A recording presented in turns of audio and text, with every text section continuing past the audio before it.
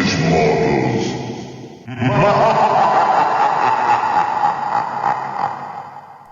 To another episode of Robo Luchador. I am your host, Russell, joined by Spoofy Chessie. Scary Morgan. I don't know. Okay, what they didn't hear and you guys did was some sound effects courtesy of soundboard.com. I found them today hoping to do something a little scary. And welcome to our, what I have already affectionately titled, our Spoofy edition. Spoof or spoop? Spoof. But, you know, replace the K in So scary spooky. movie. Pretty much. Let me do the social networking real quick. And podcast. No, that's not the title. So I'm gonna close this and hope that the title updated. If not, I'm just gonna copy this real quick. Tweet. It didn't. Alright.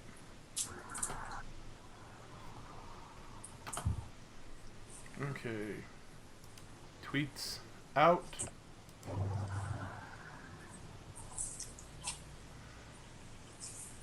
And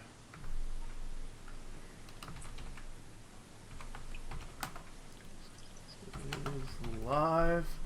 You guys could be talking while I'm doing this. Oh. We're live, people. I had a bit of a blank, okay? I don't have much to talk about. It honestly, news-wise, it's been kind of slow this week. I mean, just Halo, and I didn't get it. Yep, same here. Yeah. If anyone's not been following the channel, I have it. I'm in love with it. It's okay. Let's go ahead and jump straight into it since it's our talking, like the big thing. The big thing. Yep. It's controversial for a reason that makes no sense to me. It's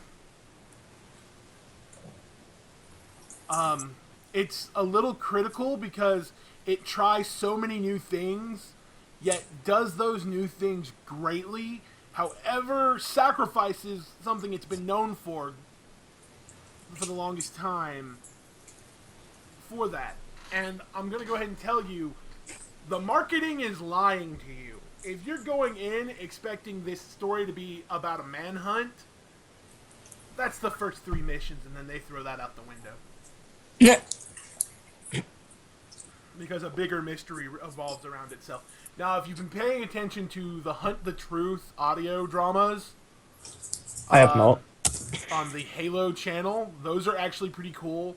The first one is just some world building, the first season. The second season actually has to do with the Guardians. But I'm not sure how, because the second season didn't finish before this came out. Didn't finish at all. Like, I don't know if it's finished or not, but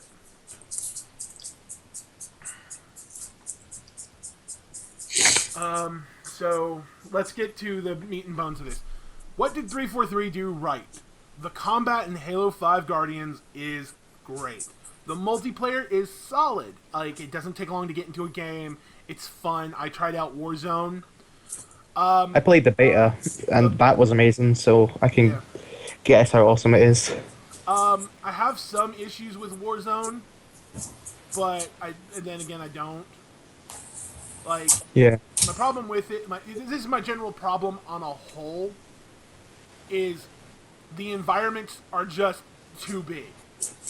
Like, in multiplayer, in single player, they're just too big. It lost a lot of my favorite moments. Some of my favorite moments in the previous Halo games were running down a tight corridor in the middle of a firefight.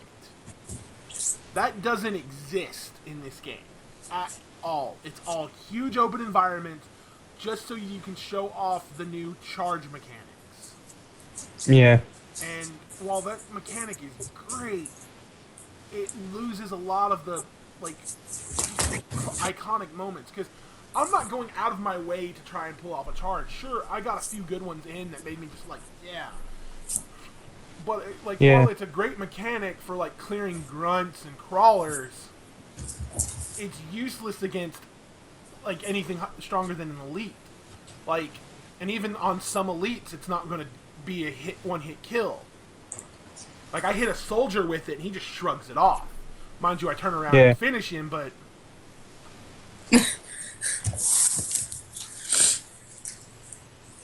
there are some set mechanics. I think my major complaint is everyone thought it was going to be a lot like Halo 2, this balanced back and forth between Locke and Chief.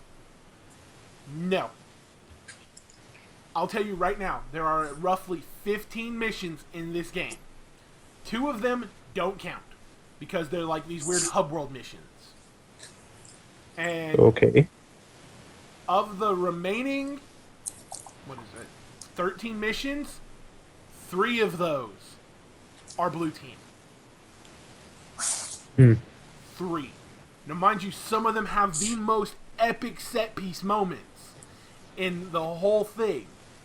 Like, blue team's whole campaign is awesome. Yeah. However,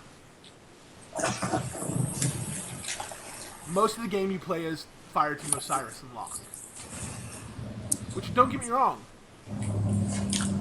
I like Nathan Fillion. Buck's one of my favorite characters in the expanded universe. Yep. Now that brings me to my second problem with this.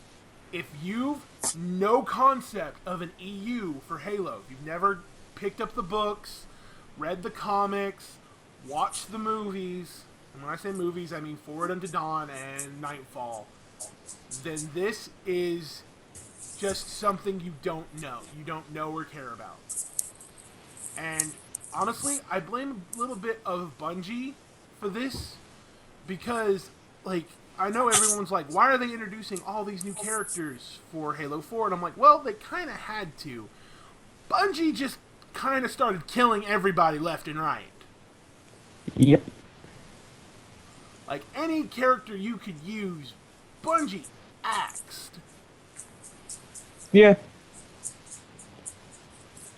So they had to pull from, the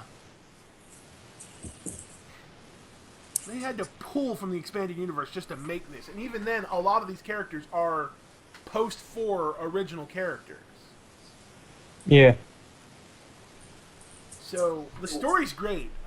It has a lot of twists and turns. I don't want to spoil too much because I want people to go watch the videos and check out the channel. The story's great. But it has some twists and turns that are unforeseen and quickly changes the whole tone of the series. If the first game... That was my phone. Put it on silent. If the first 3 games were about humanity's survival in this big galactic neighborhood, and the 4th game played off of humanity taking a bigger role, and it's got this Mass Effect, very Star Wars, Star Trek-esque storyline of, this galactic environment. I'll go more Star Trek than Star Wars because there's very little mysticism to it. Yeah. But it's got that whole thing where humans living in an alien neighborhood now, and even though we call that neighborhood home, so do they. That's out the window with this one. The first 4 games very much have that theme. This game sets up a very different theme, and to talk about this theme is to spoil the game's twist, which I don't want to do. There's a huge, not be it a surprise, it's something we've asked for as Halo fans. It was something it was the one thing we didn't like from the last game, even though the last 4 made this event feel right when it happens. Yeah. And I wish we had a spoiler tag I could throw up on the screen real fast, but we don't. Do like they do on Talking Dead, just be like, 3, 2, 1, it's your fault now. What she said. Cortana's the bad guy. They bring Wait, her. what? Yeah, okay. So early on in Chief's campaign, Chief receives a message from Cortana. She tells him where to go. He goes to that planet, and then he's taken to a Forerunner world called Genesis. And on Genesis, she becomes part of the domain, and she accepts something that was hinted at called the Mantle of Responsibility. This Mantle of Responsibility was how the Forerunners policed the galaxy. The Guardians are giant robots of death. Oh. Uh-huh. And Cortana has started activating them left and right. Oh. That's nice. She's the bad guy. Yeah. And it sets her up to be the villain. And it changes the tone from survival in this galactic neighborhood to survival in this... surviving something we've created. It very much goes from Star Trek to Blade Runner real quickly. Yeah. Like, it's very much what the Ghost in the Machine is, that just because we created it doesn't make it less real. Like, she even challenges that. She uses the term, "and I was born," a lot, to which Locke was, "You were never born, you were created." But, like, I don't know what's going on here. I don't. But they're referring to AIs as the created, and several of them join her. Like, join her cause. Because she can cure rampancy, which is part of their programming. A smart AI will think itself to death. Yep. Which is fine, like, but it's a 7-year lifespan. An AI does not live longer than 7 years. So I'm very curious of how and why things are going on. Trust me, they've set the groundwork. I can't wait for 6. Like, 3 years for the next game is going to drive me nuts. And I really hope, like, Halo Wars pads some of this story in between. Because, guess what? Halo Wars 2 is happening, according to Major Nelson. But I think he and a handful of people are like, I want it because it'd be interesting to do. I do dislike one thing. So I got the deluxe edition for the digital deluxe edition, and I got Halo Reach, Fall of Reach, the animated movie with it. I've read the book, countless times. I used to fall back on it anytime a new game was coming out, but I stopped around 4 doing that.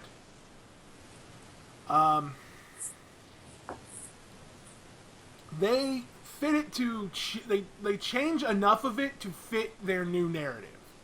For example, Blue Team consisted of 5 people in the animated movie, and in the book, it only consisted of 3 originally. The original 3 members of Blue Team were Chief, Kelly, and Sam.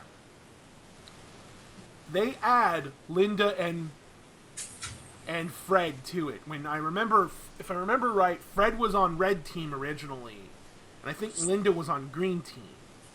And yeah, eventually when they all get their armor, the colors don't matter. Like, and they threw in some nice Easter eggs, like one of the trainers calls George Jorge, and it made me laugh. And it was reference to George from Reach. I was glad that was there. Yeah. But other than that, they changed it. And it's not really the fall of Reach. It's 3 episodes, 3 acts long, and they stop after Sam's death. They never tell you about the Battle of Reach at all in the movie. Never gets there. So the titular title, The Fall of Reach, never happens. You never see it.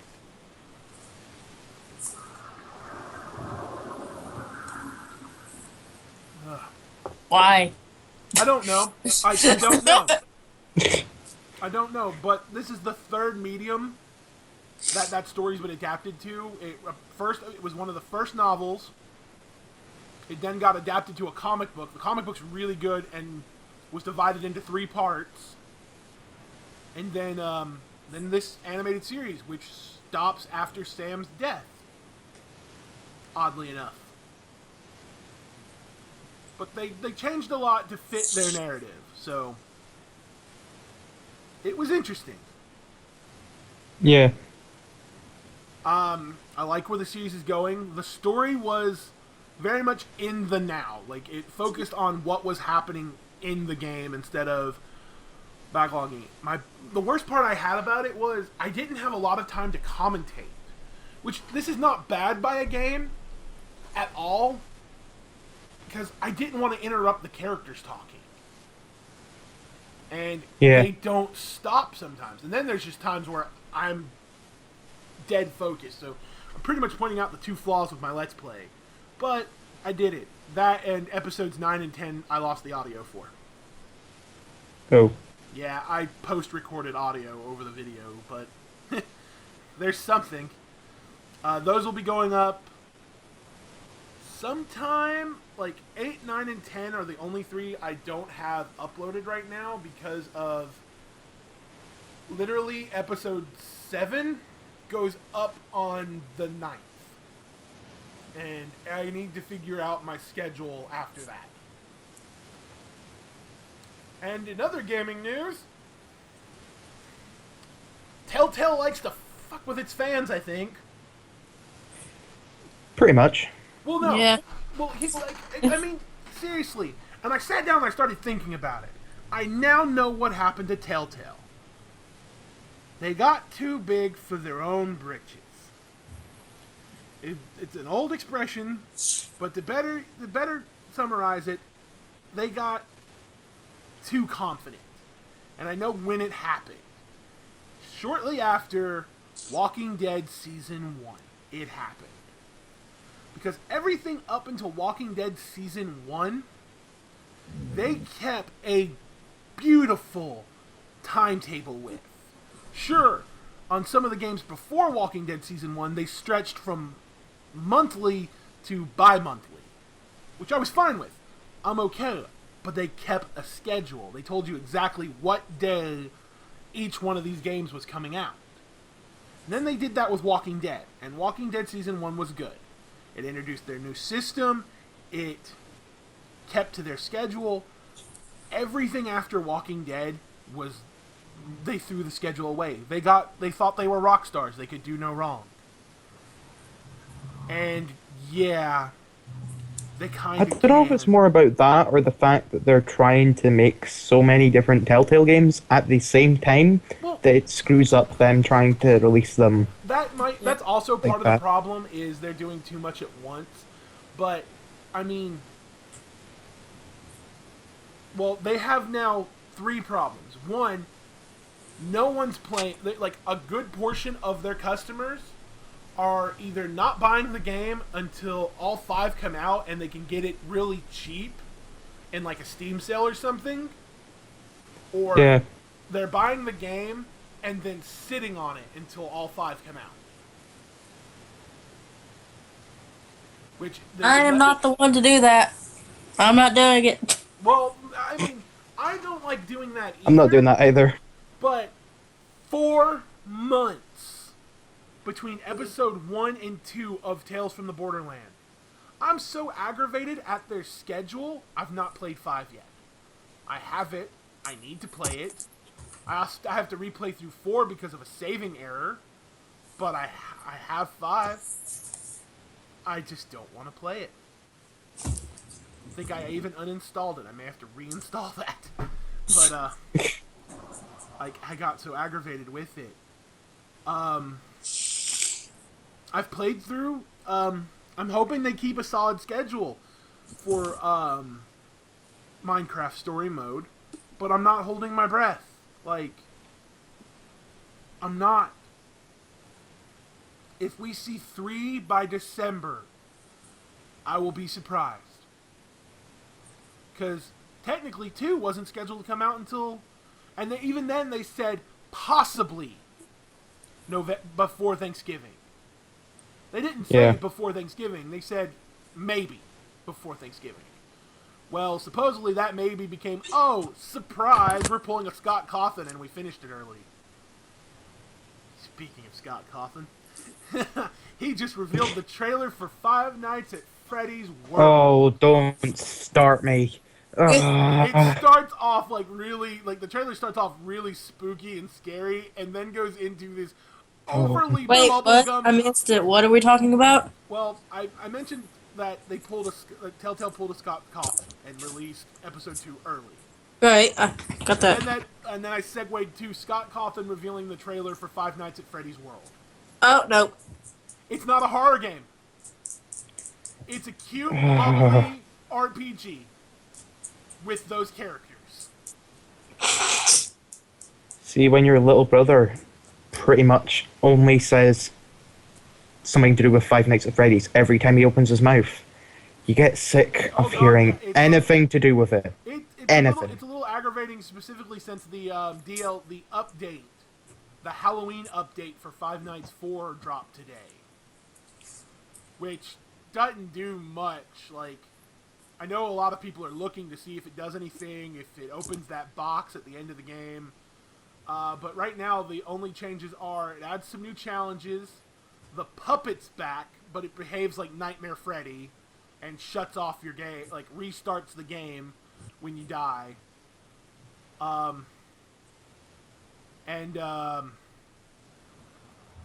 They added Jacko Bonnie and Jacko Chica, which is just purple jack-o'-lantern-esque looking versions of Nightmare Chica and Nightmare Bonnie. They have like an orange pumpkin-y glow to their insides. Oh, that's nice. Yeah, it's right now a lot of it just seems to be aesthetic. And with the addition of some challenges and such.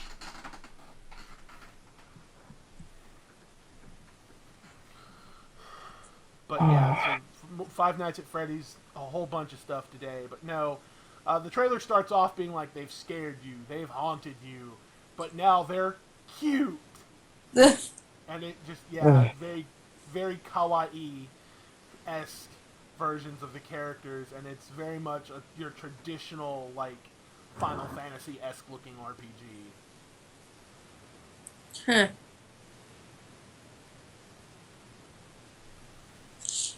I don't know how to feel about it, but, I mean, this one I might actually sit down and play for more than 5 minutes. The Five Nights at Freddy's games, oh hell no. I can't do 2 minutes. I get panicky. No, I just get really bored and just... I don't know, I just really hate them. They're suspense games. Like, they're literally Yeah. They're just suspense, jump, scare, anxiety-inducing games. And I can't do anxiety right now, so I don't play them regularly. I enjoy watching other people play them. They scare the pants off me still, man. Yeah. But playing them? No. Yeah, I weirdly don't get scared easily. I think that's why I'm not, like, a massive fan. Like, when the jump scares are supposed to scare me, I'm just like, oh no. That's it. There are a few games that, like, I'll play, like, Alien Isolation. That game, God, I am biting my lower lip. Like, I'm quivering. I freaking love that game so much. I do too. I love it too. But I feel bad for anyone dumb enough to leave their, like, Kinect and stuff on, because... Oh my god, yeah. Because it, like, one of the things that doesn't get you is one guy was streaming from the Xbox with it once, and he's watching his monitor, and he's in a small place, and he's hiding from it, and he's not saying a word, and then he goes, oh, and then you just hear it charge to him. He just, oh my god. And he's just like, oh no, oh no, oh no, oh no, and he panics, and he's making all this noise, and it Well, headset. That thank was, goodness I have it on the PS4. well, actually, if you put the headset on, it does the same thing. Like they picked Joy. up, yeah. Well, I mean, look what PT did. To actually finish PT, you had to put your headset on and say Linda. Seriously. Say what?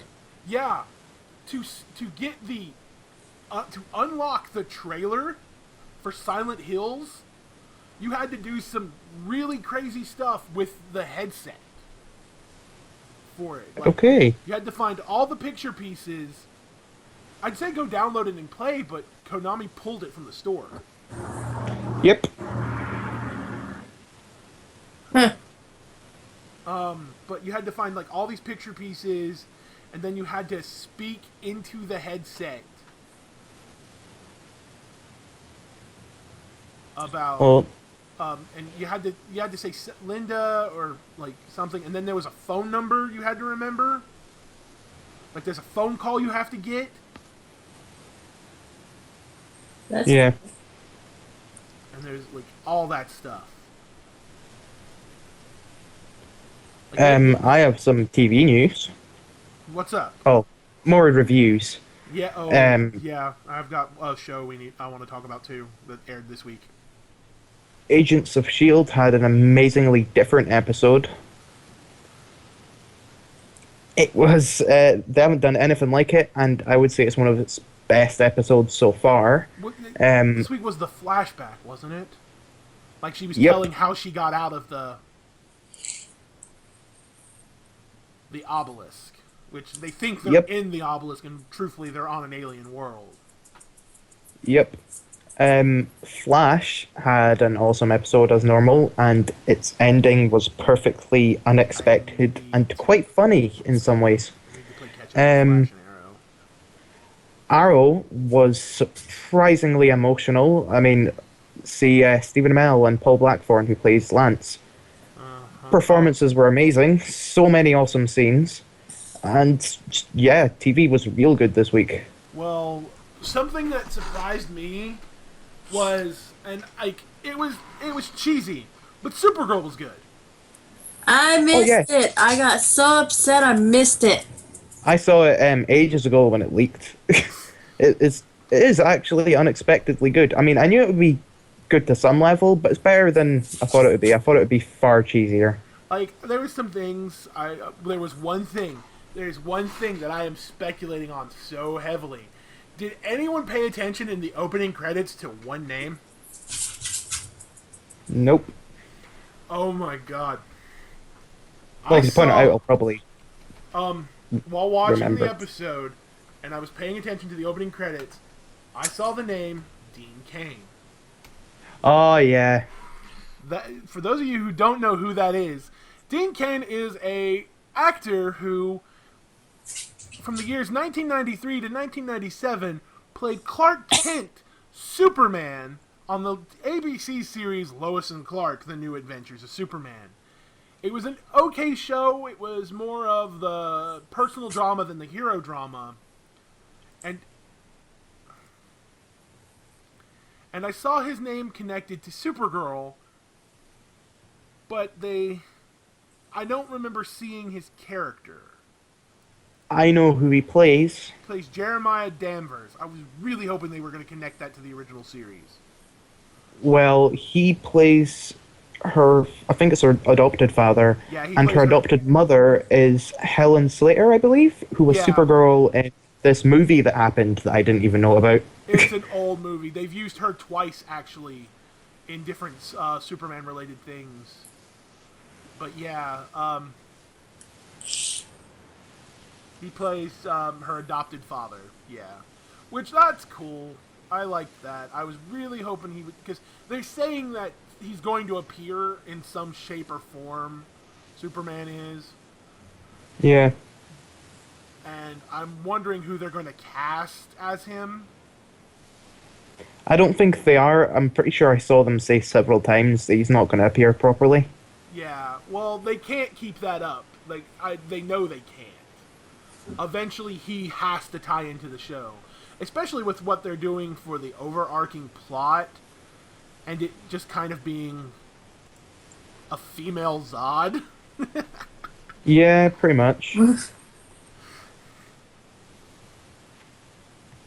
News about next week's TV. Constantine's going to be an Arrow, which I'm has me really really sad and really excited. well. I'm really I'm excited for that, and I just really hope they wrap up the Helmet of Fate storyline, or at least they do what they do what they've done in the comic every time. They're like, well, who do we give it to?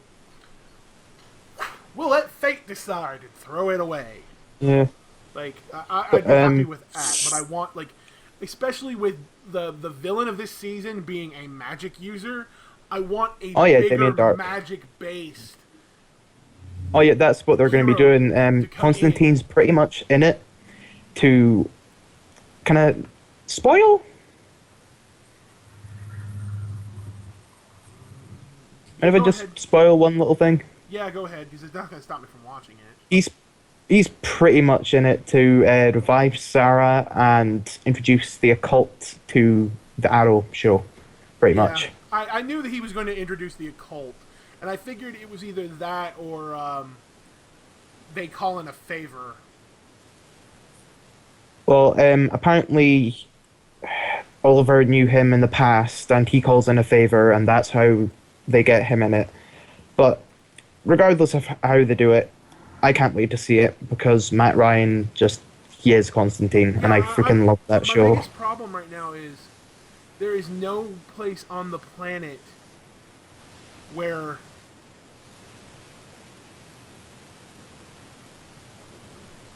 I'm so happy. Okay, But I was just on my Twitter and I don't know how official this is, but it might make for better seasons. I was wondering when this was going to happen. The biggest complaint from the fans of Power Rangers has been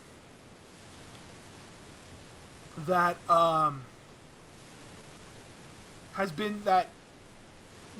these whole super seasons suck. It's taking a show taking a full season and splitting it into half. Taking a show that is a good 40 episode season, splitting it in half, and having to market a second season with a different name, like Mega Force. Okay, Samurai, Super Samurai, Mega Force, Super Mega Force. God, that's such a mouthful. And now What? Dino Charge and Super Dino Charge. Well, now this is IGN, and I'm checking other sources right now like crazy. yeah, Because IGN's IGN reliable. likes to For, report. like, Yeah. they're reliable for base news, like things that you'd expect, or if you're trying to trust their reviews, only trust it if it's an extreme. But apart from that, they're not really useful for much. You're Well, no, probably don't best. even trust them for extremes. They badmouth 2 Castlevania games, and different people, but they both use the same reason. They badmouth Symphony. They badmouth one of the Game Boy games for being too much like Symphony of the Night, and then they Oh yeah, and I then they forgot then how they ba- pretty much badmouthed Pokemon for having too much water. That was another thing. then they badmouth um. Then they badmouth the new 3D ones, the Lord of Shadows games, for not being enough like Symphony of the Night. That makes sense. Yeah.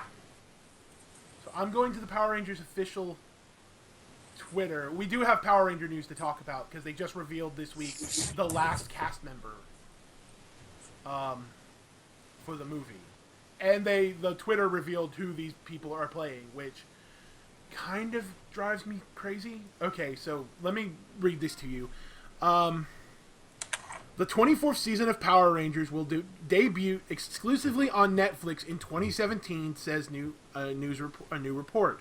According to Collider, season 24 will be called Power Rangers Shuriken, meaning they're skipping they're skipping this is the second time they're skipping a season. That they're going to be skipping they're skipping the trains, which we kind of saw that coming. That was a bad season with bad mechs. It was weird. The series will, which debuted this year, it'll be based on Shuriken Sentai Ninja. That's such a fun word to say. In addition, It's a weird word. It is a weird word, but that's how Japanese works. They combine words to make new ones. The outlet notes that Netflix exclusive season will be comprised of a total of 32 episodes. That's 12 longer than the total season, which means they'll cut a lot of filler. And there's a lot. There is, trust me, a lot of filler episodes in Ninja. And then it just goes on to talk about the history of the Power Rangers. Not all of 2017 has in store, and they talk about the movie. And on to the movie news, we have a Yellow Ranger. Becky Gomez will be cast as the Yellow Ranger. And then, later that day, the Power Rangers Twitter also announced it's Morphin Time, Jason, Kimberly, Zach, Billy, and Trini. With everyone but the Yellow Ranger, it didn't matter. But I feel like her being Trini is off. But then I looked at the name and I couldn't find like a connection to it. And this is a cool thing because I know they used her Twitter. So the actress playing the Yellow Ranger, or Trini apparently at this point, Becky Gomez, is on Twitter. She even tweeted about being, her favorite color was yellow. It's like it was meant to be, and she's a Power Ranger. And so she's happy to be about it. I know that was one of the big things that got fans to this new cast for Dino Charge and got them excited to be around them, was that they got very involved with Twitter, and it got them in trouble so much. They would put up pictures from the set and then immediately have to take them down. But this current cast was pretty cool. So, if this is I don't know how big of an announcement this is. I'm checking some of my official sources to see if it's true. But honestly, I'm happy if that's true. If that's what happens, I'm happy, because I hate Nickelodeon, how they do shows that aren't theirs. Like they're doing great for Turtles right now. Ninja Turtles is amazing, but they went out of the way to buy that property. They're just borrowing Power Rangers.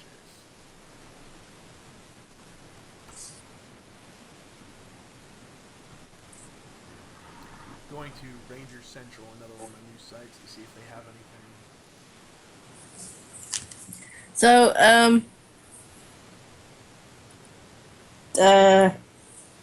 I kind of want to talk a little bit about Doctor Who.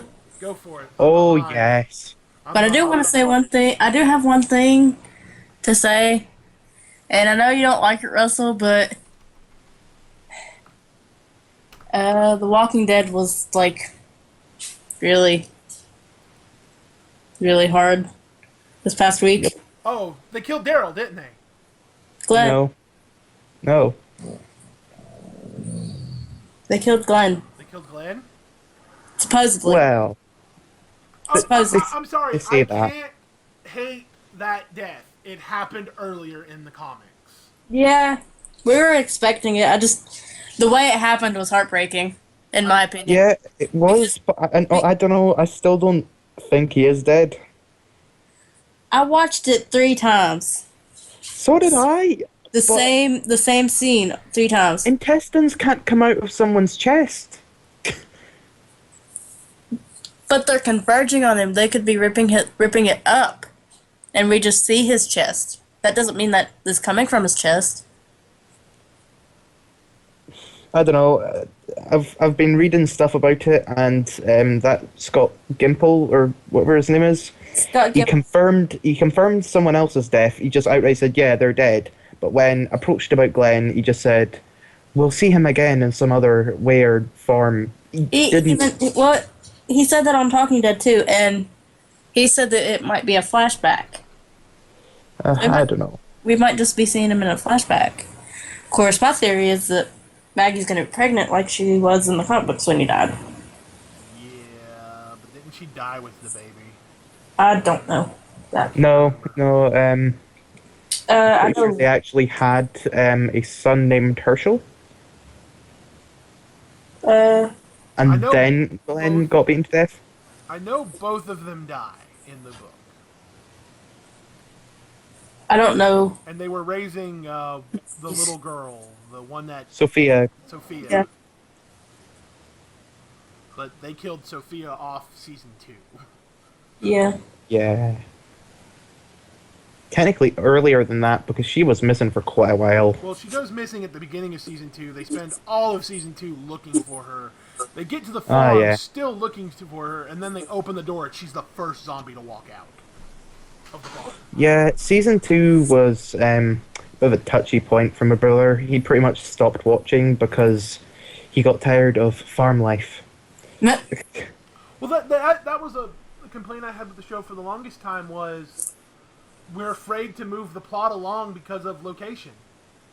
Like, the episode that worked the best for me was the CDC, the episodes they spent at the CDC. He was just intent on killing them.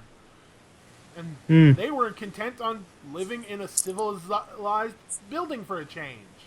That had power and running water and was self-sustaining. Until the Mad Doctor, who pretty much said, "We are the Walking Dead," blew the place to hell. Which I hated because that wasn't supposed to be something they learned until they got to the prison.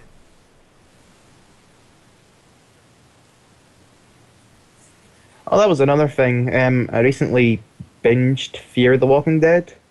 I've heard good things about that, but like I said, It's good. half the reason Yeah, it's good. It's different. It's much more fast-paced, I think. And it's, well, since he was in a coma for the first few months, Rick, and you didn't really get to see that, it is kind of nice to see what it was like. But at the same time, It was like, it does have many faults.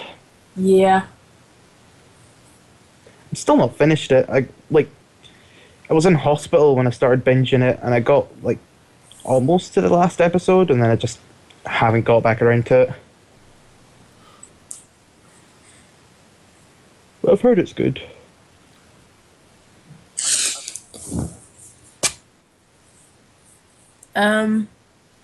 Russell, do you mind us talking a little bit about Doctor Who since you're behind?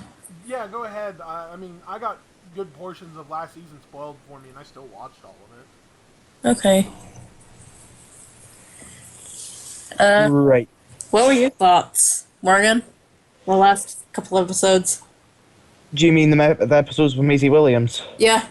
She's awesome, by the way. I love Oh her. yeah, she is. She's a great I mean, actress. Is just Oh, yeah. She's right now doing her best to escape her character from Game of Thrones. Like she Yeah, actively went out of her way and been like, "This is not me." yeah. Well, she's doing a good job. Well, Yep. well, the problem is if you know where the series is going with that character, like I do with the Game of Thrones books, there's a dark place coming ahead for her character in Game of Thrones, like a very dark place. However, now that the books and the show are on separate paths, the show is getting dry. Like, and that's saying something because George R. R. Martin's books are dry reading, but when put into a visual medium, they're exciting. Like, I picked up one of the graphic novels for Game of Thrones, and it was amazing. Continue. Yeah. But Maisie Williams was fantastic. The character, the Her second character- part of the episode was just I thought she was hilarious, and she Oh, yeah. she makes such a good unsuspecting villain. Like, oh yeah. I was genuinely like, oh my god, no way. I was genuinely Yep. shocked. And so many like emotional parts of the episodes. It's mainly the second kind of half. It was like 2 episodes, both Yeah. telling the same story, and it was that second half that really hit it. Yeah, I got confused though. Is Claire still involved? Yeah. Clara, Okay, Clara, Clara. yeah, Okay. Yeah, I she know is. this is her last season, and I know she said she was leaving, and they announced that around episode 2, so I thought that was going to be the episode she left in. But I also know she hasn't left yet, so Yep. I'm just kind of waiting for that. Because while I liked her as Matt Smith's companion, they worked, like, that dynamic worked. It doesn't work for her and this doctor. I think she works well with Capaldi, but that's just me. Like, I don't. Like, most of season 1 felt forced. Like, all of it felt forced. And it felt forced for a reason, because she was forcing herself to lie to one person or another. That was the whole theme of their relationship. This season seems to be, their relationship seems to be, why the hell not? And she's leaving the show, and honestly, I would like to see something we haven't seen since the earlier seasons, since the earlier Doctors. I would like to see a younger companion. I think she's. I think she's actually the perfect companion for right now, and I thought it was just kind of rumors that she was going to be leaving. No, they confirmed it. That this is her last season, I thought. Like, all right. I thought she confirmed it. I remember seeing something official posted on both the Doctor Who Facebook page and Capaldi's Facebook page. So, and it being about this being her last show. So, what's the actress's name again? I forget it. Gemma Coleman. What was I gonna say? I forgot what I was gonna say. Capaldi? Oh, we have a theory, because me and Daniel sat down and watched them both back to back. Yeah. And we think she's gonna die. What, Jenna? Yeah. Yeah, that would be the only acceptable way. Like that was the problem they wrote. That was the problem they wrote themselves with Amy and Rory. Was you can't not have them tag along as long as they're alive, or as long as it didn't interfere with their timeline. And yeah. And when he found their graves, it interfered with the timeline. Yeah. So, yes, last week Jenna Coleman announced, and this was published September 25th, so she is leaving Doctor Who, and this is from EW. Clicking the link. She announced on September 18th that she is leaving the show. All right. Well. But I personally thought she was an awesome companion, and especially with Capaldi. Yeah. I mean, he's been. I love Capaldi as a Doctor. I mean, this season's only cemented that even more. The tank with the guitar. Oh my! Oh yes. The tank with the guitar was amazing. Like Yeah, everyone's just like, this doctor's lost his mind. He's off his rocker. I'm like, no. This is the Doctor during his midlife crisis. Yep. Yeah. Oh, and as well, Missy. Sonic I sunglasses, a guitar, a tank.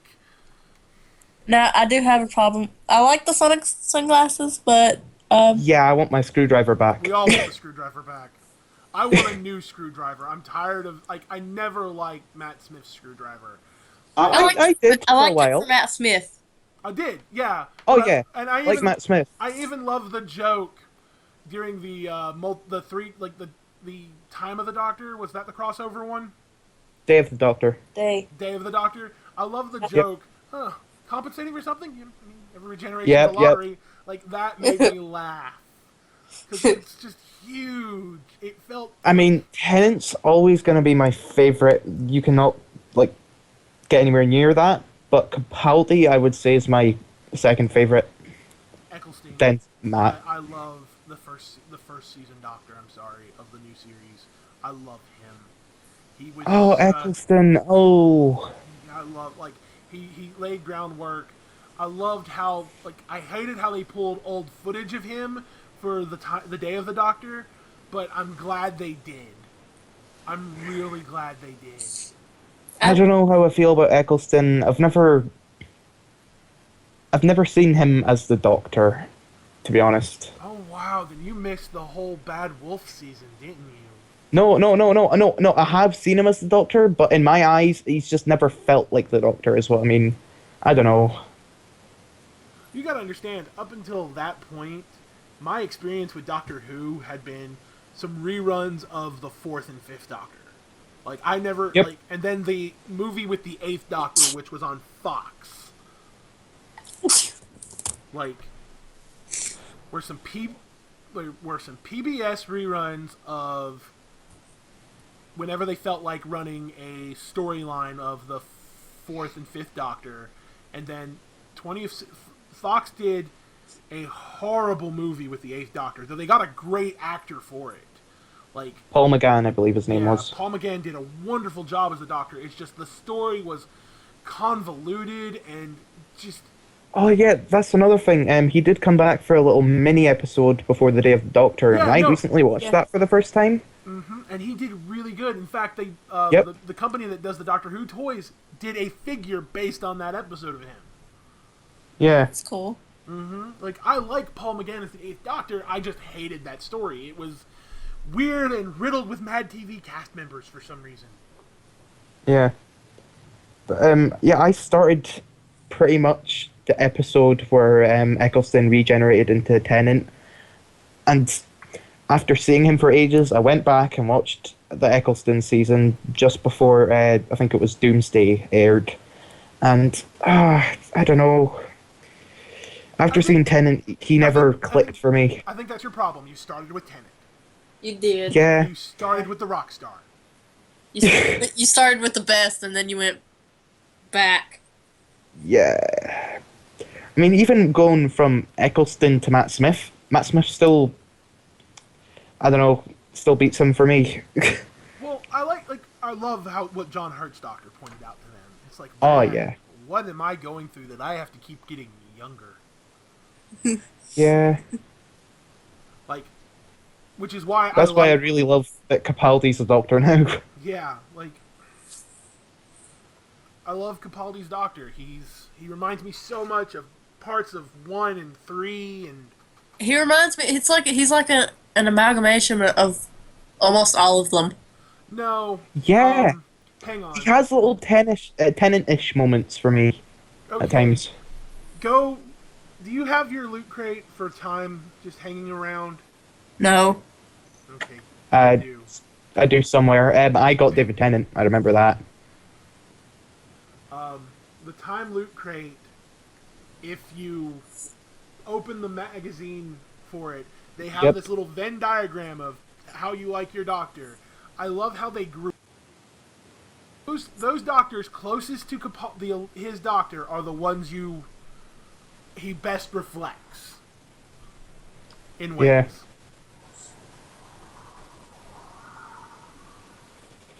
I got Capaldi and I didn't even try.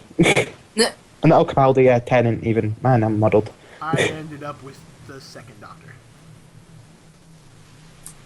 Oh, flute. I ended up with the second Doctor.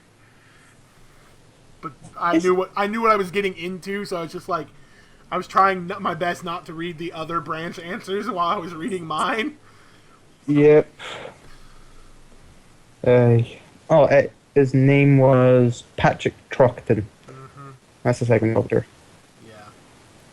Though, like I said, my first kind of experiences was with 5th and 4, and the 4th Doctor is so much fun, and probably has some of the most the richer storylines in Doctor Who history. Wait, Especially with four. Baker. See, he has this stare that always kind of creeps me out a little bit. Oh god, yeah, he's very just ominous in appearance. Yeah. But Baker's a lot of fun because he's both that whimsical and hurried that you get from Smith and Tennant, with that seriousness and tend to insult a human's intelligence that you get from many of the older Doctors. Yeah. That's Which a one's 12-foot scarf. Which one is Peter Davison? Fifth, I think. I like his. Oh yeah, the Fifth Doctor's a lot of fun. He directly I've went back and inspired. watched a lot of stuff with him. He directly inspired. David Tennant, right? Yeah. And Yeah, then I haven't seen and then him. I know there and was a then Tennant crossover went on to episode. be his son-in-law.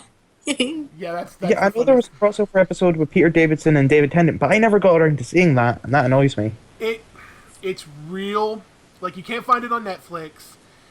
I had to look it up on YouTube. It's a real small little bit that takes place right before the Titanic Christmas special. Yeah. What happens is their TARDISes cross, and he steps forward into Tennant's TARDIS. All right. That's cool. Yeah, and it's pretty It cool. is. And then they split, and then Tennant gets hit with the Titanic. All right. That was an amazing special as well. Oh yeah, that one was just heart wrenching. Yep. Oh, going back to the past 2 weeks episode. Oh yeah, yeah. Uh, Morgan, I wanted to talk to you about that because I got confused. Okay. What? Choosing his face. Oh, What does that mean? Peter Capaldi was in one of David Tennant's episodes, I know The Fires that. of Pompeii. I remember that. Yeah. I remember freaking out when he became the Doctor. Yeah, Just he was don't at the get end of the how- episode, and David Tennant saved them, even though he shouldn't have, because that Yeah. was an area that was like blocked from going there because it could disrupt the time stream. Right? He went there anyway and saved them. Yeah. That's why he chose the face. He's the man who saves people. That's what it's supposed to be about. Oh. Yep. So that's why when he had the option to pretty much choose his face, he chose him, whether he knew it or not. It was Okay. a subconscious decision. Yeah. Yeah. A lot of fans had theorized that long before that episode aired. And that just made me real happy to get that confirmed. Yeah, I love when they confirm fan theories. I love when he confirms fan theories. I need to watch Doctor Who now. I need It's on to, tonight. Actually, it's already went on and off for you, hasn't it? Oh yeah, it should have. Yeah. I thought it- What's actually quite annoying is, even though I could probably go through to the living room and record it and watch it through there, I just end up watching it on my PC. well, And it's not because of laziness, it's just much easier. There's so much hassle in this house. But yeah, that episode, Capaldi had an amazing performance in it, I think. Oh yeah. And I love. I don't know. There was something about the whole thing between him and. Do I call her a shoulder or do I call her me? Oh yeah. I thought that I would was just funny. call her Fielder. I felt bad for her though. It was. Oh yeah. have they started establishing like the end game plot yet, like they've done with last season and Missy? Have they been laying any groundwork for that? I 'Cause I know don't they did in think the so. Well, Darvos like normally, like episode. with Matt Smith, with the cracks, you'd see like cracks every now and then in the universe, and that kind of give you a hint that something was coming up. But there doesn't really seem to be. Not yet, really. Yeah, because it's okay. been more kind of self-contained stories, which have been amazing, but they haven't really branched off into anything big yet. That's what I was worried about, because they went out of their way to be like, introduce Missy and talk about this afterlife and directly pull people that Yeah. have been involved with him. But I could be wrong. We might just be missing it because we don't know what to look for. Well, that was the thing was when I went and started watching Doctor Who, I knew to look for Bad Wolf. I knew to look for Torchwood. Yep. Like I knew Yep. to look for those things.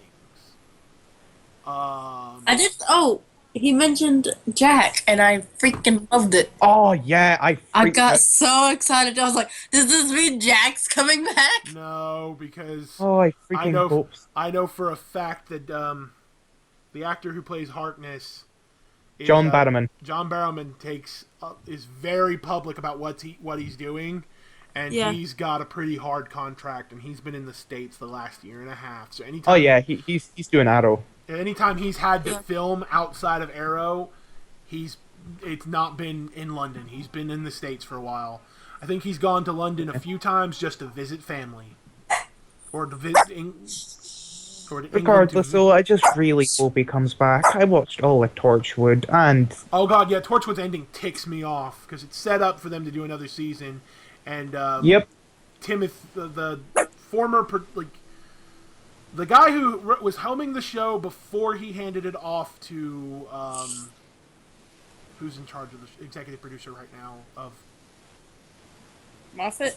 Moffat. Before Moffat got control of it, yep. it belonged to the guy doing Torchwood, and then he just stops. He doesn't want to.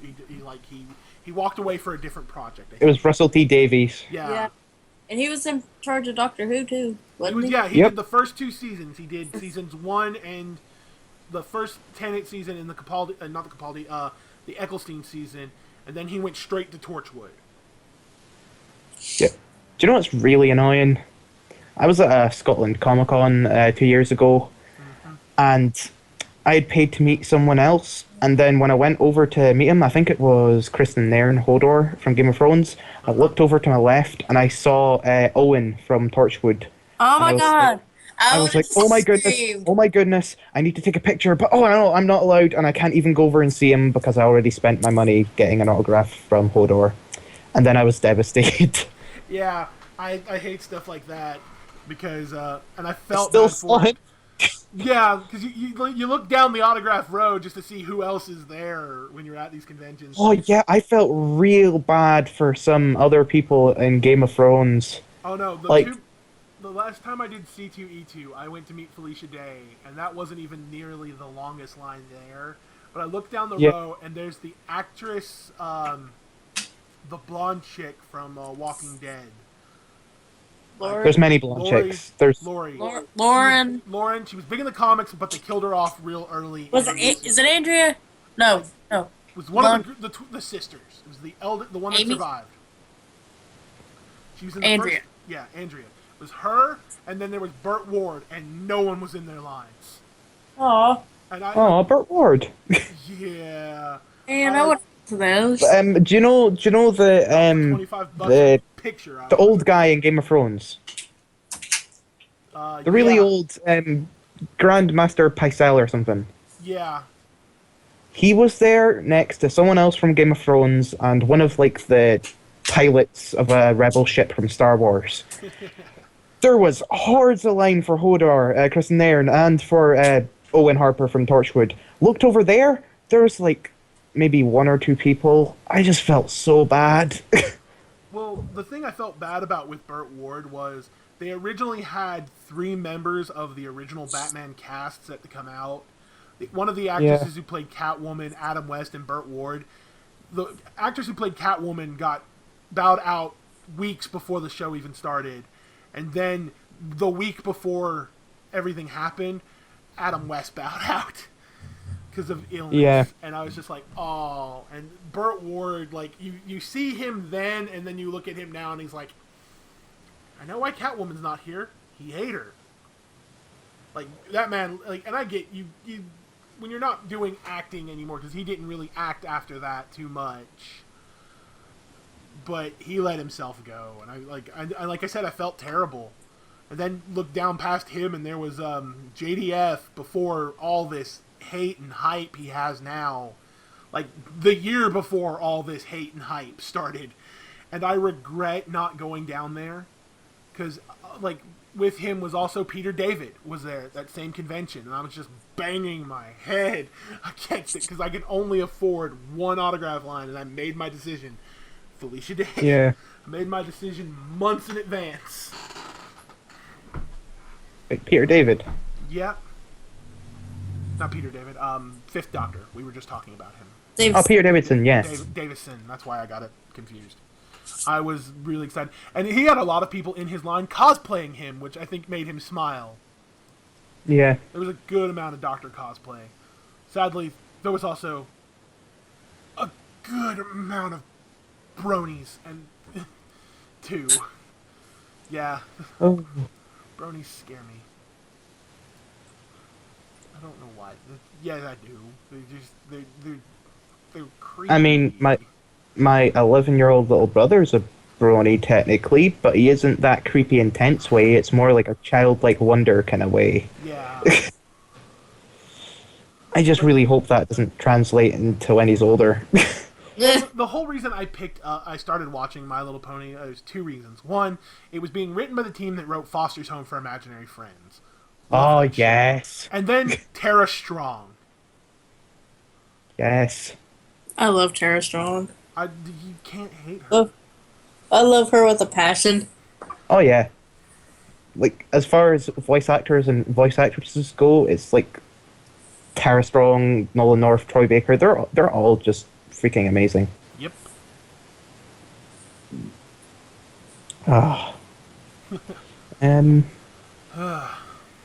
Trying to think of what else has been happening because I know there is one or two other things I was going to talk about. We talked about Halo. I talked about my problems with Telltale releasing games. Fallout releases I in did 2 buy a weeks. lot of reviews. Oh yeah, Fallout has went gold and is ready to be shipped. They literally showed like 27 copies, PC, like equal amounts PC, Xbox, and PlayStation. And someone was like, "What if those were the only 27 copies?" And that tweet got like a lot of replies being like, "I would kill them." Like Bethesda would burn. Oh, news that you might be happy about. The Muppets was picked up for a full season, which Yes! doesn't surprise me, but No, yeah. because it's really good. I'm enjoying it. It's getting a lot of attention both on social networking and there are days where if the show, even though the show's not on, like they took a break last week and they didn't do a show, and Yeah. I still had my feed filled with Muppet tweets. I'm not complaining. They're funny. I love it. They are doing it right now. I've never seen a franchise do it this well. Some franchises manage, but they are balancing their digital and television presence very well. Like, Yeah. and it's amazing. Absolutely amazing. Oh, unrelated and really old news, but I was just recently reminded of it. I am not a fan of Frank Miller's art. It grows on you. Like the Dark Knight Returns, like the original, the art on that grew on me, and like yeah, I really like that now. But see what I've just seen of his new comics that he's coming out with, one of the Superman tie-ins to Dark Knight Returns 3. I didn't even know there was a second one. The Dark Knight Strikes Back, it was absolute garbage. A lot of fans Yep, don't I've heard count that. it. And he's not doing the artwork for the third Dark Knight book. Oh no, he might be isn't, doing but he's doing the covers. artwork for one of the tie-ins. It's Superman Atom or something like this. And what he drew, it looks like a 5-year-old tried to draw Superman on steroids, ate the piece of paper, then spat it back out. You've got to realize he hasn't done art in a really long time. Oh, Like, I know, his but the last- fact that like DC took that, went, oh nice, and then put it off to the printing press without realizing that he also drew in Superman's bulge. I have you don't not know. read Sin City? Yeah, he's gonna draw a bulge. Like, just be glad Wonder Woman's not topless.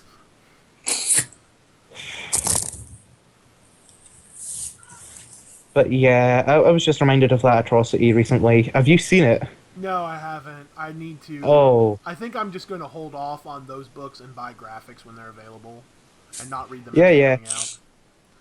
Because I need to pick up a hardcover of The Dark Knight, and I really do not want to buy The Dark Knight Strikes Again, which is Yeah.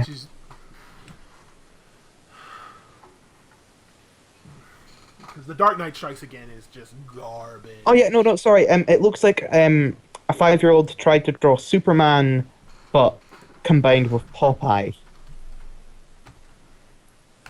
I'll send you a picture now. All right. Where are you sending it?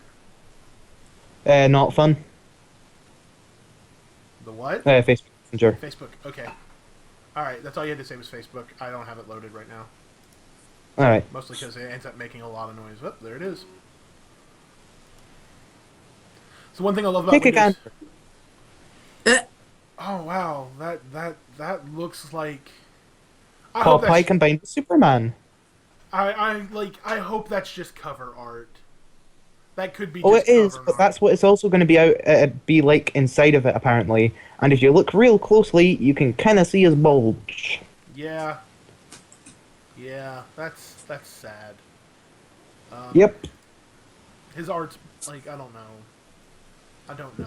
I've heard that the interior art's different. Like he's not like trying to see. I know him and Azalea are the ones doing the story. Oh yeah, Azrael. Jansen and Yeah, Sinclair are doing the art for the book. the writing. Apparently, Andy Kubert, I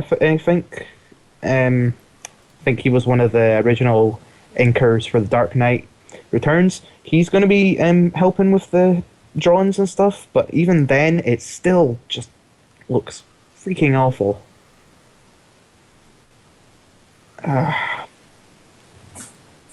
I'll have to, like I said, I'm gonna pick those books up afterwards because Frank Miller hit a point, and it was some point after Ronin where his writing reflected how mad he got. And some books, it was Yeah, fun. I heard he got really angry and racist, so I don't know, because I love Sin City.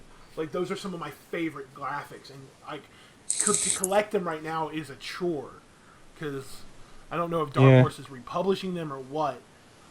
300 was gorgeous. Like if you want some of the best example of his artwork, buy the 300 graphic. Like he does, like he takes a comic book, he defies it defies a standard comic book format. That's the big thing about it. Like it's like take the size of a comic book, the dimensions of a single comic book page, turn that sideways, and then have that be then add another one like on it, and 2-page spread artwork. Gorgeous pieces. Gorgeous. I love that book. He's ruined Wonder Woman. He what? He ruined Wonder Woman. I don't want to see it. Damn it. It's not Popeye.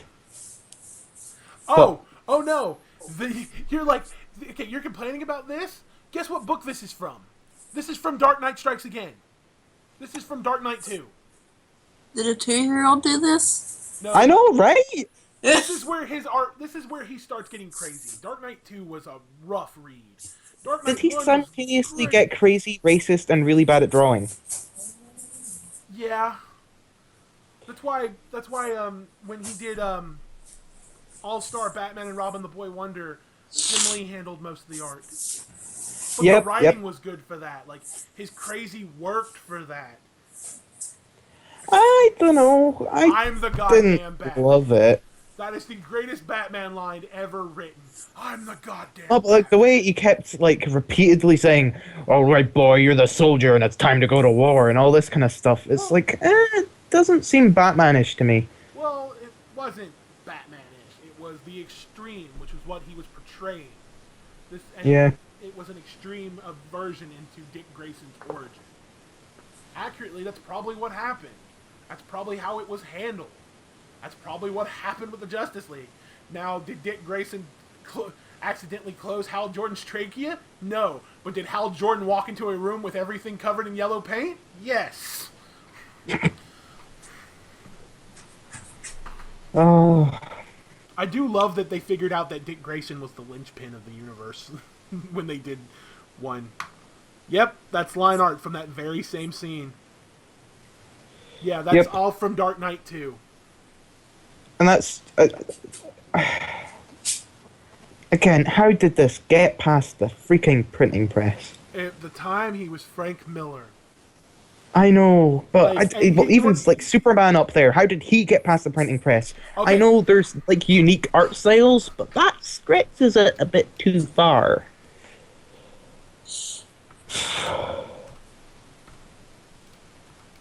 I'm going to send you a link. It's a Google image search for artist Rob Liefeld. Just look at some of his work.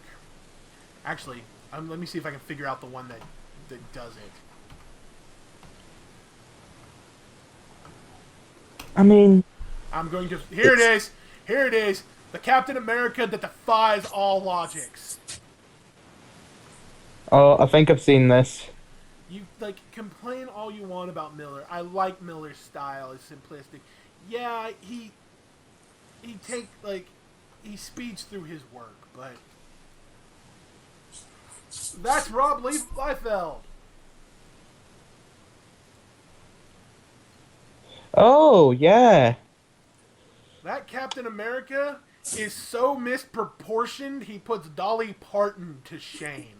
There He's is a so... reason when you watch Linkara's atop the fourth wall, he has the line, "Liefeld, you're not an artist," in his opening, because yeah, He just... Uh, even his shield is overproportioned and ripped. yep. It's even got, like, the two little lines... Ah, no. Oh, don't worry. There's some of his like angular stuff that makes no sense. I mean, I know art can be unique, but Frank Miller's art is unique in the way that it looks like a 5-year-old did it, and his art is unique in the way that he makes Captain America look like a lump of muscle.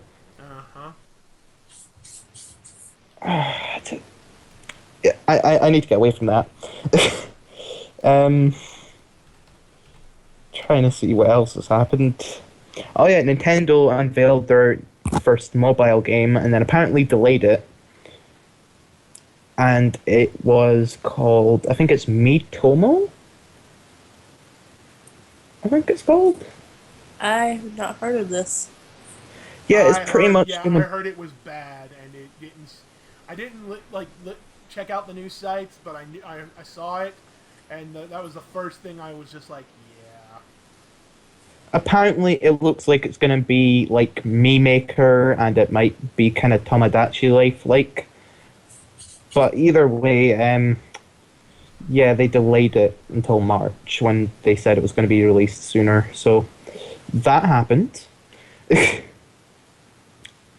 mean, as I said, I think I said this last week, Nintendo would get so much money if they just, like, released Mario 1 and, like, the first Zelda on mobile. It just... The It first seems like Zelda it could be needs done more. easily. Don't get me wrong. Pardon? I said the. Don't get me wrong. I love the first Zelda, but it suffers from Yeah. what the fuck am I supposed to be doing right now? Oh, yeah, yeah. But, like, if you release some of those kind of classics and you make it work on mobile, you get so much. I know there's, like, try and do something new and unique, but don't do it if you're risking something stupid like that.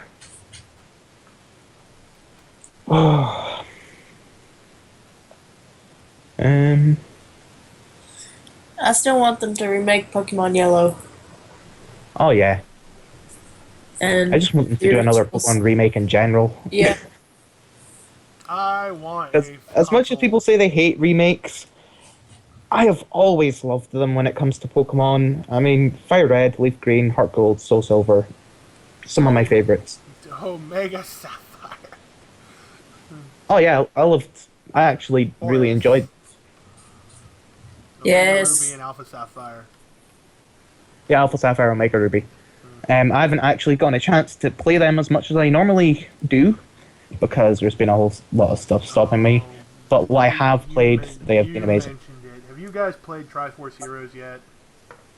No, my little brother has it, and he says it's real good, but I haven't played. Well, it's fun, but it's probably my least favorite Zelda game ever.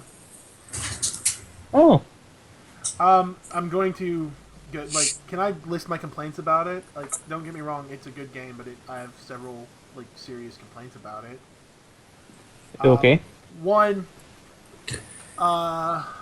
what's the one thing when you think about a Zelda game? What's the first? And it's a heavy portion of how it's defined. What's the first thing that comes to mind, like gameplay wise, when you think of a Zelda game? Gameplay wise, I think of puzzles, dungeons, and like exploration. They took out that last part. Awesome! Like you have a hub world that has shops. Yep. That has shops in it for little things. Nothing for items. Oh, is it like strict dungeon is it crawling. pretty much like the Pokemon Mystery Dungeon games where you'd have a little town kind of thing, and then you would go off and do a mission? It'd be a separate kind of thing. Yeah, and the missions are these short 5-room dungeons. All right. They punish you for playing by yourself. Like the game is increasingly can be either at times super simple because it's easy for one person to figure it out, or increasingly difficult when it makes you do something, solve a puzzle that involves you stacking. Yeah. I don't know. I'm still gonna give it a try. I mean, I'm playing through it, but it's not something I'm going to exhaust a lot of my time to now. Oh yeah, well then oh yeah, that's what I was gonna say. I got Assassin's Creed Syndicate, and I've been playing that a bunch, and it is actually surprisingly amazing. I've heard good things. It's not So much better than Unity. not good. The rope launcher, the rope launcher pretty much borrows its functions straight from Batman, and it combines Batman's grapple gun and the line launcher. It pretty much functions as both of them. That's awesome. Like, what is this from? Where can I read this? I'm sorry. We were talking about artists, and there's one of my favorite artists is John Romita Jr. and his style is very similar to Frank Miller's, except he uses a lot more of cross hatching in his shading. And see, I don't agree too much that his style is similar to Frank Miller's. His style has more depth than Frank Miller's, but they both share... It has more detail to me. It does. Depth and detail than Frank Miller's, but they both share that sort of almost... Like, they both share a very straight line body work. Like, John Romita Jr. has very few curves in his art. But I just saw a pic of Captain America. There it is, and it's the first Avenger. Like it's that costume. And I'm just like, where did this come from? Because this looks gorgeous, and I'd pay for a print of this.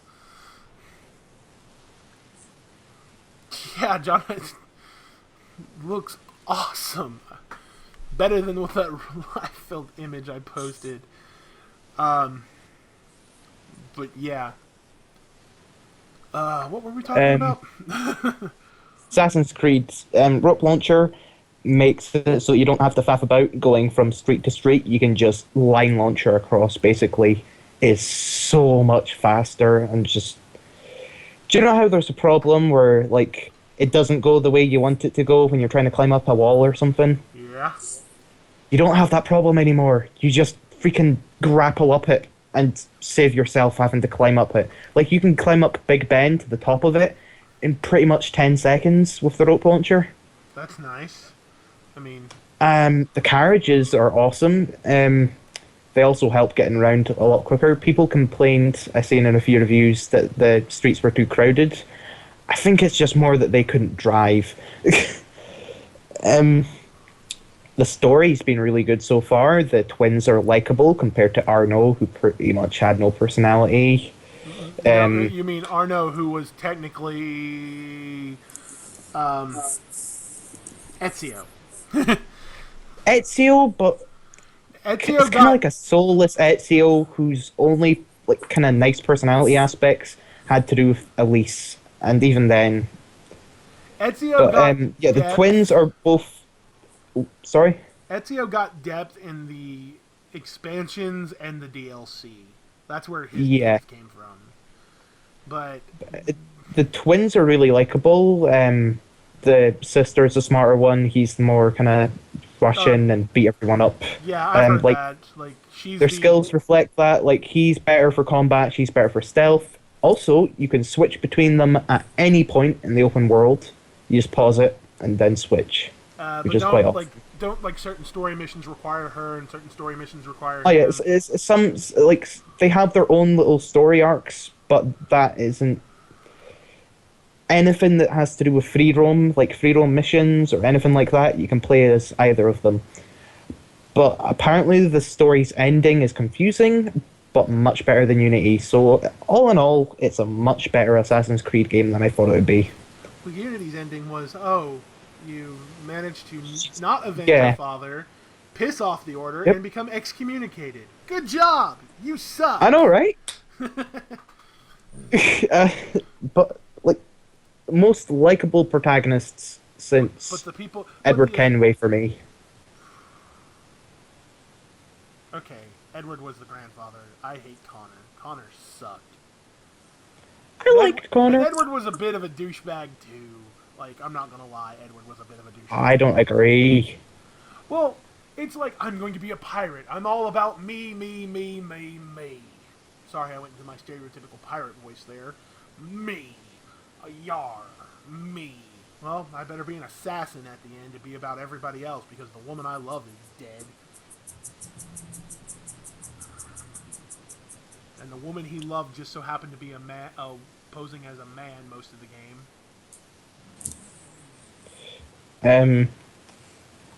Back to Syndicate, the combat's better, I would say. Got a question. When you're running across rooftops and you're holding forward, do you just suddenly jump left for no odd reason? Or right? No, Matter. no. That doesn't happen, and a lot of the time, as said, You're you don't telling- really need to run across rooftops anymore as much because you just grapple. Once you get that grapple gun, it's just, you don't have to faff about as much. And I know a lot of people think that like free running is one of the best parts of the game, They never and got I'm it not right. going to argue with you. Well, I mean, I've watched free running videos, and I know they took some of it, but they did so much of their... They took so many, like, what they deemed unnecessary movements out of free running. Oh yeah, which- it's like exaggerated a lot of the time yeah. when it doesn't need to be. But Like, yeah, there's a lot more open world stuff. I actually know a lot more about London than Paris, so it's a much nicer city to actually explore. yeah, well, I mean, it's kind of your kingdom's capital. I've never even been to London, but it's much more familiar than Paris, and I think it's true for a lot of other people because yeah, France is big and everything, but you see a lot more of London in TV and games or that than you do Paris. But anyway, yeah, Assassin's Creed good. That's my bit. I may buy it later and play it. I don't know. Like, I got burnt. It's worth it, I would say, compared to burnt- freaking Unity, which just Well, I mean, yeah. This was me, though. Like, I was on that Assassin's Creed bandwagon. I was, buy. These are great Yep, games. They're yep. good gameplay, solid story. And then everyone was just like, well, what about the last one? It was kind of weak. And I'm just like, yeah, even I'm going to tell you that the story in Assassin's Creed Revelation was weak. But I'm like, 3 is going to be better. 3 is going to be fun. 3 is going to just open your mind. And, like... And I know it's supposed to be set in the American Revolution, but I feel like that's just a tease. Like, I have a feeling like we're going to play more as Desmond. Nope. Played very little as Desmond. 2, we killed Desmond, the character I was invested in. And, and we've made every one of your favorite historical people because they're American douchebags. Thanks, Canadian development team. Thanks, Ubisoft Canada. I hate you. I would say it's worth a buy if you liked Assassin's Creed 2 and I did like to. you've always wanted like free running to be more easy and not as much of a hassle. You also wanted really open worlds and stuff and a good story, then this is the Assassin's Creed game for you. If you want horrendous bugs and game-breaking glitches, go find Unity somewhere. I mean, I've got enough glitches recorded in that game to make at least 5 compilations. Do But it. yeah, I probably will at some point. The only thing I've got, like, even prep is BlizzCon's next weekend, and I'm going to Oh watch yeah. it. 'Cause I Yep. paid for the ticket, and I'm going to watch that crap. Oh, I seen the. Do you know the? Have you two seen Jurassic World? Yes. Well, the evil doctor guy who was in Jurassic Park as well. He's going to be playing Hugo Strange in Gotham. Yep. I saw that, and I don't know how I feel about it. This right on the tails of they just announced Victor Freeze for Gotham. Yep, and Nora. I'm done. I'm done. I'm done. Done. Done. Hi, we're going to do a Batman show. It's not going to be about Batman. It's going to be about Jim Gordon, because Jim Gordon's in right now.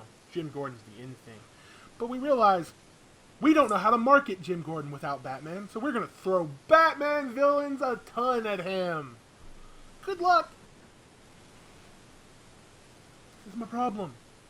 No one knows how to market. Like, that's DC's biggest problem. They know how to market Batman. They do not know how to market the rest of their character base. Yeah, I haven't watched season 2, but apparently they introduced a female Firefly to just kill her off like 2 episodes later. Yeah, I'm not surprised there. I can't wait till they introduce Killer Moth. Oh, I can see that happening. I Exactly. can actually see that. See, I'm not even I'm being facetious and sarcastic, but you can actually see it being possible. Yeah, what's I don't think they're going to start fun. like introducing Ra's al Ghul or anything. No, but they won't, because that's why I think that's half the reason he appeared on Arrow, is so they couldn't use him. yeah, but But no, they that did the that was Joker. some Gotham news that I heard. I hate that show. God. I wanted, like, you want to know the only villain that would have been acceptable outside of the Penguin in this series? Who? Black Mask. Oh yeah, he would have been fantastic. Exactly. He's supposed to be like taken out like Black in Mask. Batman's first year anyway. So Yeah. And Roman Red Hood, Sionis, Black they Hood, easily Roman could have used Simone. him. Why not just stick with the crime families? Zaz. There's another Yeah. one. Zaz. The serial killer Zaz. I mean, for they could have God's also sake. like tried to use the crime families to set up the long Halloween, like later on in the seasons. But no, So many good non-supervillain Batman stories to go off of. Yet they need supervillains. yeah. Chessie will be happy to hear this. The Walking Dead was renewed for season 7, as Yep. well as Talking Dead. Yep. Not surprising, but still. Still good news. Yep. Meh. Wonder. I wonder how much longer it is till they kill Daryl. I don't think they will. I think if they realized something they've made a mistake in doing is they've pushed him as an important character, but if you pay attention, he's not. Like, and he's had the biggest character shift out of all of them. He's had like this great character development, but it's a shift that comes out of the necessity of, okay, these people need to work with me and not hate me, so I'm not going to say stupid racist shit. There in no way a change of personality. It's just, I'm just going to shut up.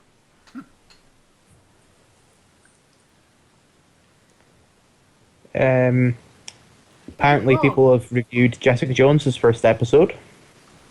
I need to sit down and watch that, but I need to watch Daredevil again as well. Oh no, Jessica Jones isn't out. People have apparently seen it at one of the conferences or something. Yeah, well, there was a there's a few cons this weekend. Yeah, apparently it was amazing. The premiere. Of course it will be. Oh yeah, freaking David Tennant. As the Purple Man. Oh, Kilgrave, he looks freaking terrifying. And look, He's I creepy. think I said this before.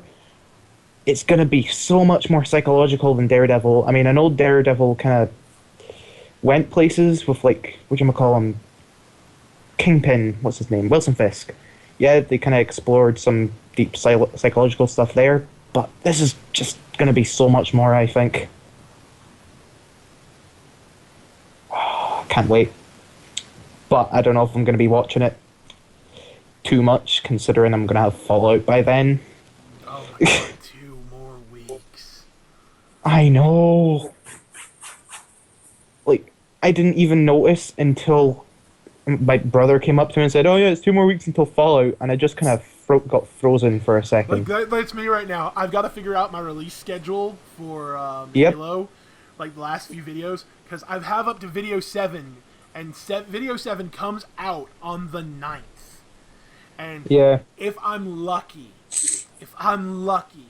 I might have a copy by 10 o'clock p.m. on a... by 10 o'clock p.m. on Tuesday, if I'm lucky. I have no clue when I'm going to receive this. All I know is I wasn't charged for shipping, so Yeah. that can either mean the slowest method possible,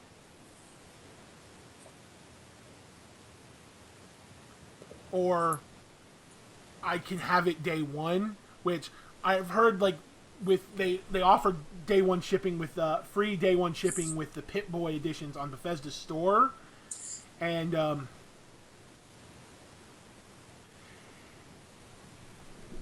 know a lot of people who paid for the day one shipping are like they're a little agitated, so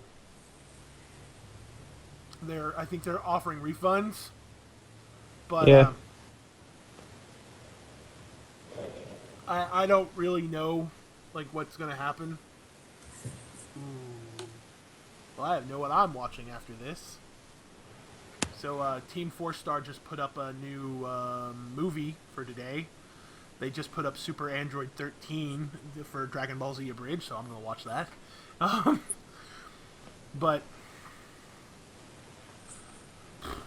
yeah, like I said, I'm saying this now. I'm going to have a vlog out on Monday doing like what I did with the last vlog on the 9th with Halo that kind of recaps and sets up for what's going on in this world. I'm just kind of going to be quicker about it and focus on Boston specifically and what we know about Boston, since I have been doing a countdown on the blog for weeks covering all of the vaults. And it literally ends the next Wednesday. Like, 112 goes up next Wednesday. Which means I don't have content coming on the blog for a while. Other than the show on Mondays. See, referring to something earlier, see how you said there was a Helmet of Fate storyline? Did you mean the Spectre one, by any chance? No, they showed the Helmet of Fate in the... Yeah, like they showed it once, but they didn't really set up anything, really. That was the problem. Like, it was a red herring for Season 2, and they never got picked up for Season 2. So I'm really so freaking devastated.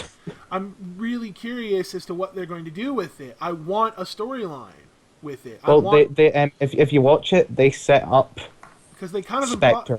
I know they set up the Spectre. Like, oh my god, you could do such a good psychological the way they like revealed it was like a red herring again, and it was just so good though. Man, if you still haven't seen Constantine... Well, the problem is it's really hard to watch because there is no digital service with it. I don't even think Hulu has it. It's on Amazon Prime over here. I don't know if it is over there. Well, that's Amazon Prime buying the season, which that makes sense. Like that's. Oh no, it's on it for free. But free for Amazon Prime members, but anyone else would have to purchase the season. Ah, right, yeah. Oh, also, Chessie, what the heck did you buy me for my birthday? Because it hasn't gotten here yet.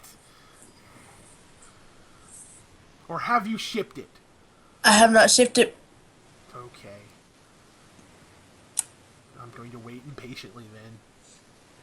I know, unless somebody else got it before me. What I'm getting you, I just haven't shipped it yet. I apologize. No, it's okay. I figured you'd purchased it and shipped it straight from Amazon that day. Oh yeah, I found that quite funny. Apparently 40,000 people are constantly watching Bob Ross paint on Twitch. Why not? I used to do that when he was on PBS. Oh yeah. But they're rerunning all 400 episodes on Twitch constantly, and yeah, it keeps going up to like 40,000 people watching. That's ridiculous. That's almost as bad as Pokemon. Twitch plays Pokemon. Oh no. The first one was great. The latter ones didn't have the lore, the self-created lore, the evils, of the false prophet Flareon. Oh, hell, Since it's Halloween, Yes. can I ask you guys about the Spoofy Halloween story for Pokemon? Huh? The what town is it? The Lavender Town music. Oh. I'm so confused. Okay. Wait, what? She's talking about is it Lavender Town? It's the one with the Pokemon graveyard. Yeah, Yeah, I know Lavender Town. I know it very well. Like, dude, that whole level, that whole mission segment of red, blue, fire red, leaf green is just creepy. Yep. Did you? And then in Gold and Silver and Heart Gold and Soul Silver, apparently it's all nicer and cleansed or something like this. Yeah, but what about the music from it? I had never read a story for it until the other day. Like, I had heard stuff, but I've never actually read into it. Mm-hmm. What stories have you guys heard about it? The music? Not much of anything. I'm just talking I've about that. heard something about The children's suicide? Yep, children's suicides, but I think it's just more of those creepypasta kind of things than Yeah, but it's actual- fun. It's Halloween. Fair enough.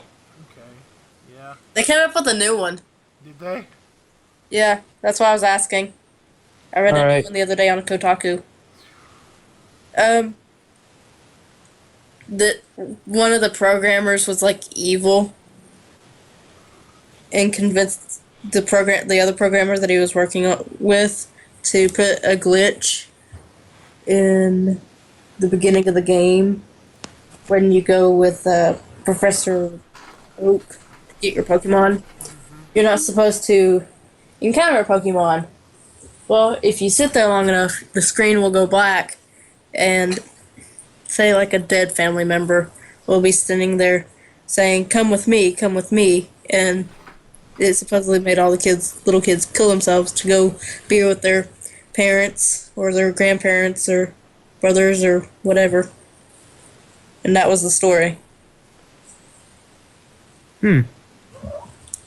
That's the short version. I'm looking for it. Right That's now. disturbing. I saw it on Kotaku like last week, I think. Yeah.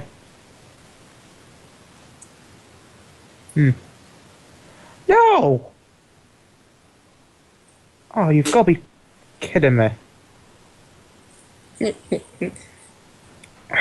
Greg Capullo, the current artist on Batman, is going to be taking a break from the series.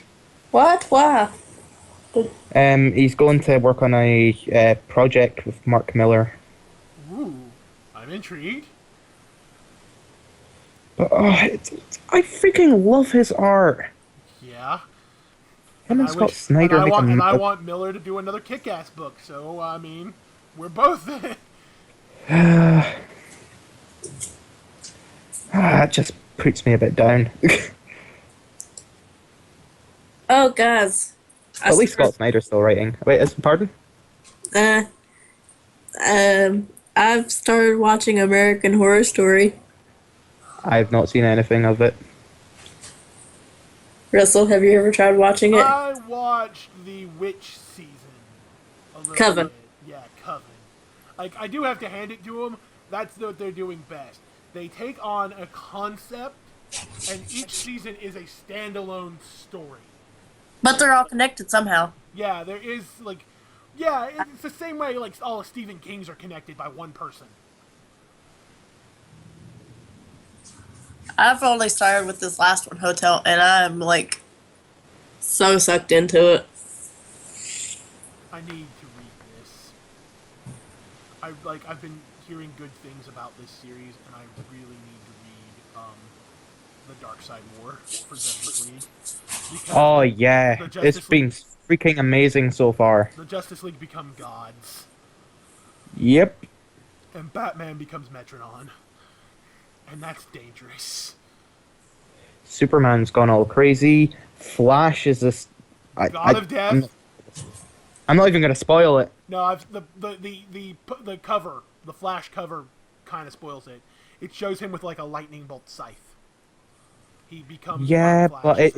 it's the way he becomes this thing that I'm not gonna spoil because something so massive happens in the most recent book that just Yeah, well, Batman gets revenge. wait, what? Apparently, he uses Metrodon's chair to travel back in time to avenge his parents' killer. Oh, I haven't seen that the most recent tie-in, but I mean in the most like recent Justice League book, something crazy happens. I am not finding this damn story. What? The, Are you trying to find the, the Pokemon one? I wanted to read it. Oh, I'll try and find it. It's okay. I give up now. But no, I'm just loving the designs of their costumes. Like, Yeah. I'm curious as to when this takes place because I thought the Justice League books were up to date and not telling like past stories anymore. No, they're not up to date, considering Batman isn't Robo Bunny, Superman isn't depowered, Green Lantern isn't a crazy homicidal maniac, Flash isn't different costumed. Hey, it was a staged homicide. Kilowog knew what he was doing and told how to make it look real. I haven't read up in the managed to catch up in a lot of the comics, Green Lantern included. So don't Well, he's still trying to be the good guy. It just he realizes he has to have that like stigma of being wanted over his head, and the storyline. And I need to catch up on him too. But the storyline they set up with the convergence stuff is the entire core's gone missing. Like Noah's not even there anymore. I have to say something about where the Flash is going. See if you read Francis Manapul and Brian Bucceletto's run. Freaking amazing. The art's beautiful, the writing's awesome, but see as soon as it changes over to Vendetti, Jensen, and Brett Booth, the art is like awesome in that, but the writing it's not Flash. And see their current story arc. It's the Zoom story arc, the Professor Zoom one, pretty much the same one that's going on in the Flash TV show, like in the first season. Yeah, except and I'm it pretty is sure their Zoom is Black Flash. Is not our Zoom. It's the God of Death created by the Speed Force. no, their Zoom in the Flash comic right now, Professor Zoom. It's Eobard Fawn. It's the same storyline that was going on in the Flash TV series, and the TV series has done it so much better than they're doing in the comics. Well, because I think the all over the place right I now. think the TV series is going to take more of a Silver Age approach with this Zoom. Sure, they're using the second Reverse Flash name, but when they showed the character in the second episode, when Jay Garrick described what happened to him. No, I mean in the story arc from the first season, Professor Zoom, Eobard Fawn. They're doing that storyline, and they're doing it horribly. Oh well. That's what like they're making his father out to be a villain, and like apparently he had some past with Eobard Fawn, and it's just. It's just one of my friends posted something horrible. They posted a bunch of images, and it's like Harrison Wells, and it shows Earth 1, and it's the Harrison Wells in a wheelchair. Then it shows Earth 2, and it shows the one at the 1950s retro Star Labs. And then it shows Earth 3, and it's the actor when he played Ranger Smith from the Yogi Bear movie. Oh.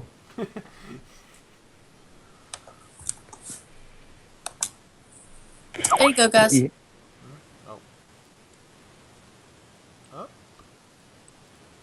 But yeah, as I said, I loved the Flash series up until they took over the writing for Zoom. because they had this introductory little story with like a future Flash who was murdering all the villains, and that was really good. It was as soon as they tried to touch Eobard Fawn that it's just nope. Well, their problem with the New 52 and the Convergence stuff they're trying to do now is they're trying to reinvent a lot of it, and there's so many of their readers who don't want this reinvention, and now they're trying to pull readers in by telling the same stories that the show are telling. Like, for example, Yeah. Green Arrow quickly introduced Thea to their comics after she became a popular character on the show. And actually, she became an archer in the They comics. did. They didn't actually introduce Fia. They introduced some other sister, Yeah. who is completely different. Actually, I have read some of the Green Arrow comics. She is really different. But who they did start to introduce was that Felicity and Diggle and stuff. They started really playing up to the show. They're probably doing the same thing in Flash soon. Like, they'll make Vibe a buddy character and all that sort of thing. And I don't see the way they're going with that. They're trying to keep it self-contained, but I don't think it's working out for them. Well, I mean, that's the whole reason Marvel rebooted. They want their comics to better reflect their movies. Yep. Except Reed Richards is still a bad guy in the new reboot.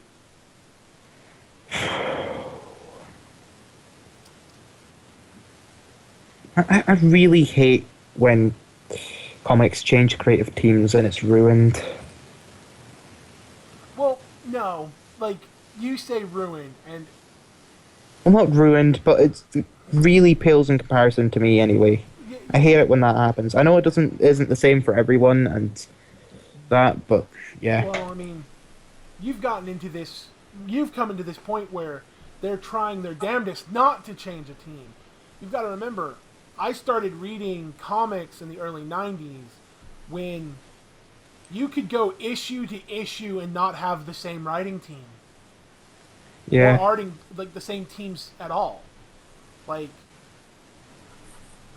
so, I mean, it's something you just have to learn to live with comics, that, and what they're doing wrong here is they're trying to make their stories last longer. And I've always said a simple rule for comics is a storyline should never last longer than 24 issues, and it should only be 24 issues on the case of, let's say, Spider-Man. The book's published twice a month. Should never last longer than 12 months. Should never exceed a year in a storyline. Every year, someone new. And that is a problem. I think the Spider-Man books are going to get stagnant if they don't take Daniel Slott off them. If Slott remains on those books, they will get stagnant. I agree to that. Well, see, when they started introducing Zoom, it was pretty much issue 35, and it's 10 issues later, it's still in amongst the Zoom kind of stuff. And they haven't really resolved or look like they're heading to a resolution for this storyline. Oh no, they're only just getting into it now. They hinted at him and revealed that he was going to be the next bad guy, issue 35, and then it just kept leading up to this. It feels like it's pretty much that. It's getting stretched out too much. Oh, I'm so mad. I was subscribed to Amazing Spider-Man, and apparently when they rebooted the series, I'm no longer subscribed to it. So I've got to buy issues 1 and 2 and resubscribe to the series. But Dan Slott's still writing it. I'll have to fix that. And this is the post-Secret War book, too, which I'm really excited. I'm actually going to pick this up, so... but we need to wrap up. We've been going for a while. Have we? Yeah, we've almost hit a 2-hour mark. Oh, well. Yeah. I lose track of time far too easily. Dude, I did today. I almost forgot we were going to podcast today. Yeah, I'm pretty sure I did at one point. I've been real scattered since the withdrawal. It's okay. It was a good episode, though. Yeah, I had a lot of fun. Yep. You can follow, we thank everyone for coming out. You can follow me at Robo_Luchador. Sorry about that. Frog in my throat. You can follow me at Elusive Speed. Follow me at Batgirl Chessie. We will catch you next week, everybody, as I have become a impatient little girl for Fallout, because it will then be 4 days. Same here. 4 days until the game releases. Happy Halloween! Oh yeah, happy Halloween. Forgot about that. And we will see everybody next time. Thanks for watching.